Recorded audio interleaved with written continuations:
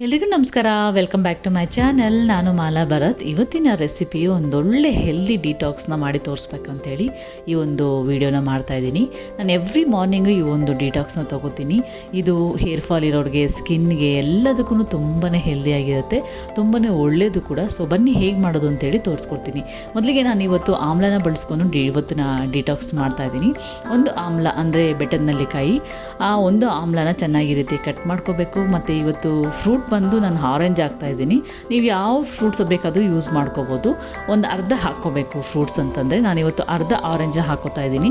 ಮತ್ತು 1 ಇಂಚಷ್ಟು ಶುಂಠಿನ ಹಾಕ್ಕೋಬೇಕು, ಸ್ವಲ್ಪ ಪುದೀನ ಹಾಕ್ಕೋಬೇಕು, ಮತ್ತು ಒಂದು 4 ರಿಂದ 5 ಕರಿಬೇವು ಕೂಡ ಹಾಕ್ಕೊಂಡು, ಮತ್ತು ನಾನು ಇಲ್ಲಿ ಡ್ರೈ ಸೀಡ್ಸ್ ಅಂತ ಸಿಗುತ್ತೆ, ನಾನಿವತ್ತು ಪಂಪ್ಕಿನ್ ಸೀಡ್ಸ್ನ 1 ಟೀ ಸ್ಪೂನ್ ಯೂಸ್ ಮಾಡ್ತಾಯಿದ್ದೀನಿ.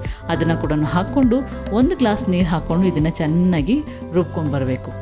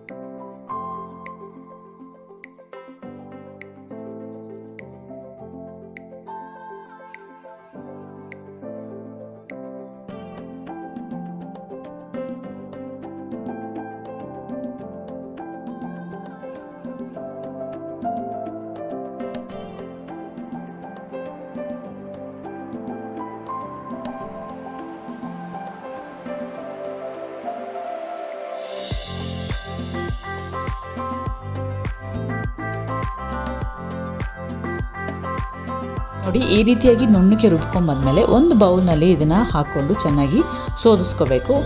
ಇದನ್ನು ಹಾಗೆ ಕೂಡ ಕುಡಿಬೋದು, ಯಾವುದೇ ತೊಂದರೆ ಇಲ್ಲ, ತುಂಬಾ ಹೆಲ್ದಿ ಇರುತ್ತೆ ನಟ್ಸ್ ಎಲ್ಲ ಹಾಕಿರೋದ್ರಿಂದ. ಇಲ್ಲ ಆ ಥರ ಕುಡಿಯೋಕ್ಕಾಗಲ್ಲ, ಒಂಥರ ಅನಿಸುತ್ತೆ ಅಂತಂದರೆ ನೀವು ಈ ರೀತಿ ಶೋಧಿಸ್ಕೊಂಡು ಕೂಡ ಕುಡಿಬೋದು. ನಾನು ಈ ರೀತಿ ಶೋಧಿಸ್ಕೊಂಡೇ ಕುಡಿಯೋದು, ಹಾಗಾಗಿ ನಿಮ್ಗೆ ಯಾವ ಥರ ಬೇಕಾದರೂ ಇದು ಮಾಡಿಕೊಂಡು ಕುಡಿಬೋದು.